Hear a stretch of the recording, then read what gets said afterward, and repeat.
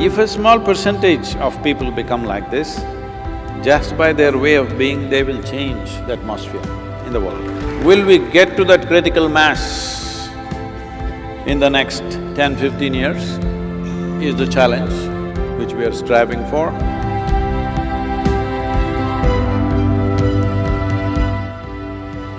Namaskaram Sadhguru. I am living in the ashram for around 2 months. Oh. This place is so conducive for sadhana.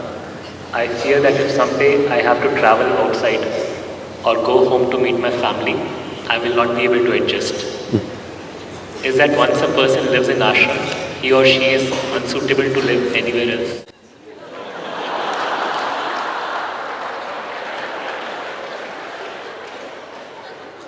Why don't you see it this way? By living in your home, a place that you call as home, you become unfit to live in ashram.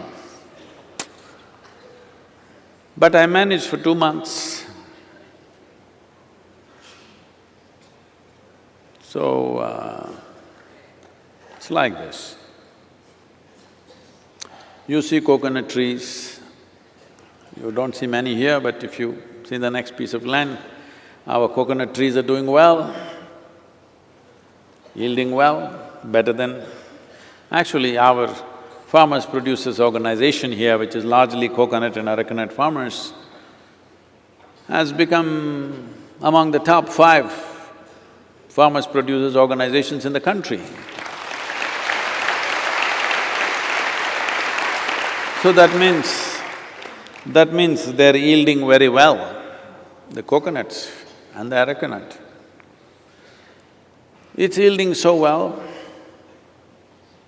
So let's do one thing, take the same coconut trees and keep them up on the mountain top, it's really nice. It'll be nice to have coconut trees up there.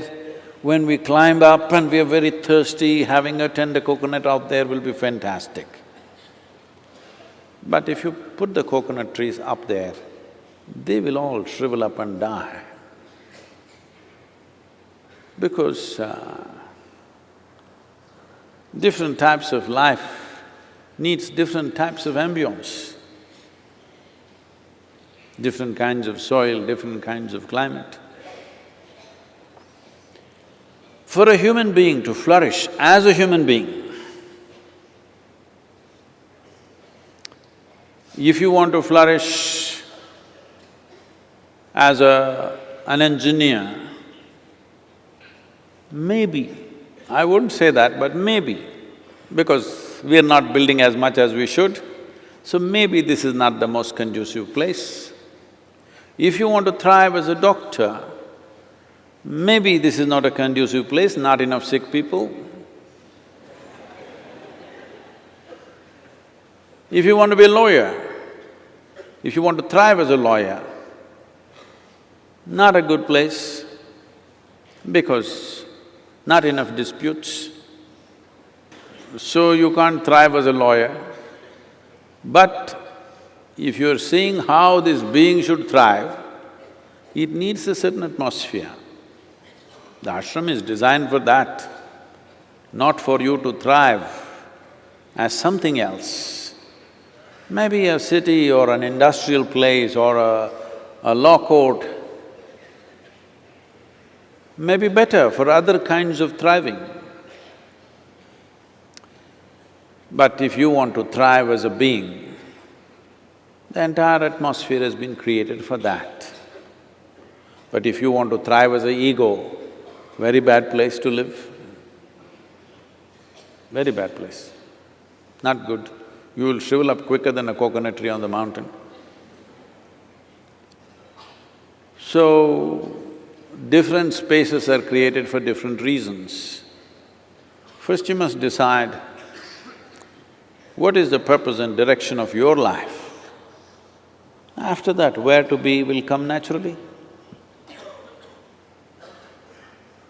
Where to be, you want to be an industrial engineer, but you go and sit on the beach, no good. There's nothing to do there. Beach is for people who are holidaying, vacationing, just sitting there, enjoying the ocean and the sand and whatever. That's not a place to go and build an industry. So for that you have to be in one kind of place. But you want to thrive as a being, you are not interested in thrive as a profession, but you want to thrive as a being, then this is the place. That's why this place is created. I wish there were thousands of places like this across the country and in the world, but unfortunately it's not so.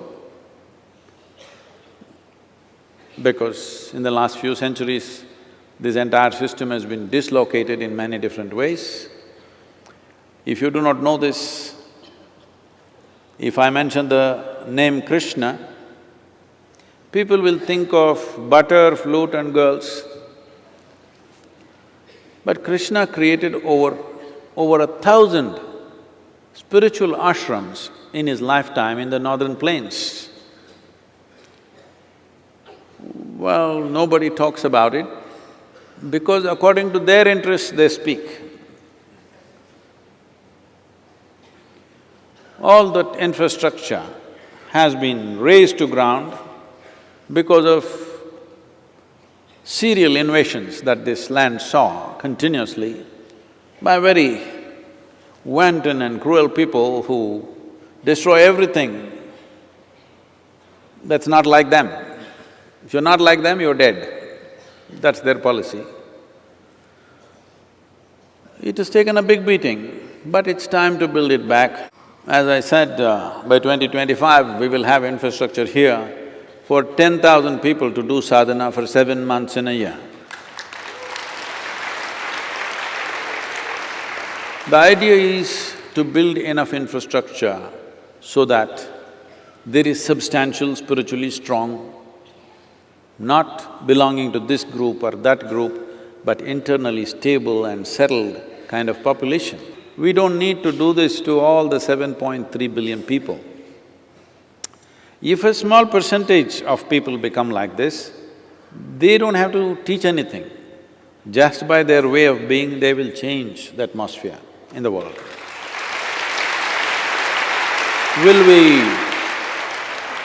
Will we get to that critical mass in the next 10-15 years is the challenge which we are striving for. Young people who are not yet conceited or entangled,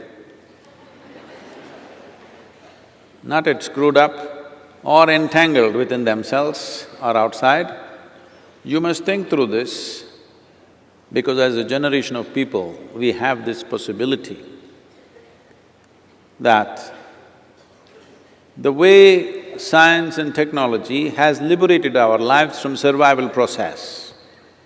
It's coming to a place where people are talking about this. It may sound utopian right now, but it will happen. People are saying in another 20-25 years, nobody in the planet need to work. So a lot of people are worried. They're calling me for all kinds of artificial intelligence conferences and asking, what shall we do? I said, all you few professors will be useless because a stupid gadget will earn 10 PhDs in a day. My phone can earn 10 PhDs in a day, that much information it has. All the idiots who read a book a few years before you and they think they're super intelligent, all of them will fall because a small gadget will do what 1,000,000 of them cannot do. So this is good time. People are fearing what will happen to our jobs. I said, you will be on a vacation for life, how wonderful. Anyway, I don't see professors going to their job with great joy, dancing. How many professors went dancing into their classroom in total ecstasy? Now your phone will recite Gita, Vedas, Quran, Bible, whatever the hell you want, with total analysis. Which page do you want? Which subject you want? If you just ask, I want to know about what God said about liberation,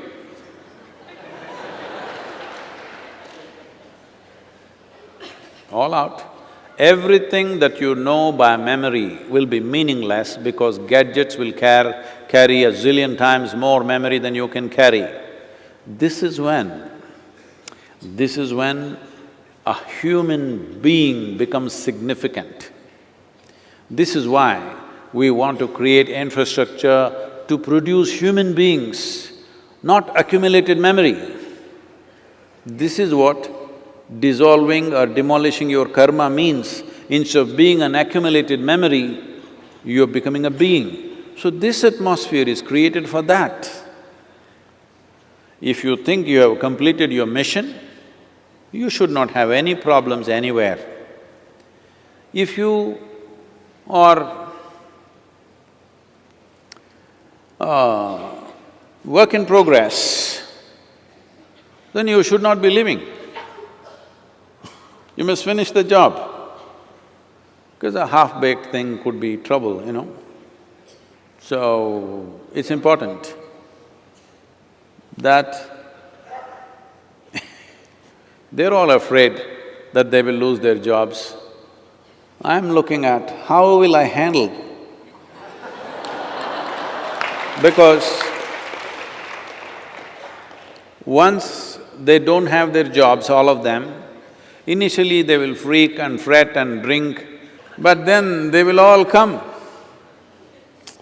We need to have both physical infrastructure and human infrastructure, because being human will become the most important thing once all these damn things are done by the machines.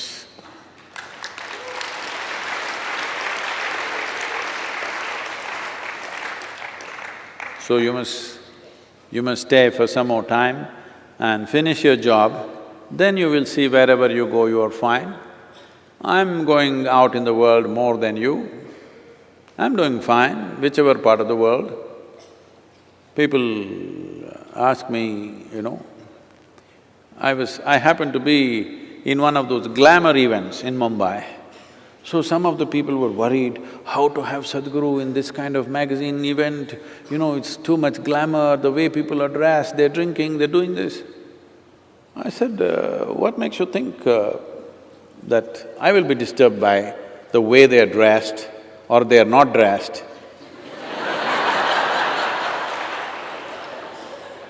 Or what they are drinking or eating, what makes you think it'll disturb me in any way? My spirituality is not that fragile, that somebody is eating something, somebody is drinking something, somebody is dressed or not dressed. This is not even a matter for me, it's not even a thing for me. It is…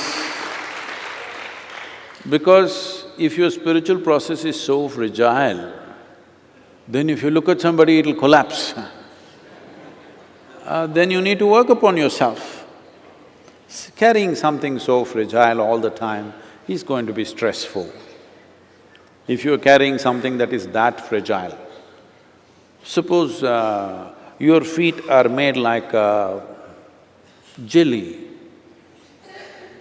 Wherever you step, it'll go like that, then it's difficult to walk. Then you're unfit to walk around in this world.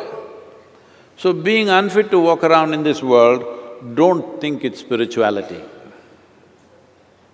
Spiritual means, if you take me to hell, I'm still like this only.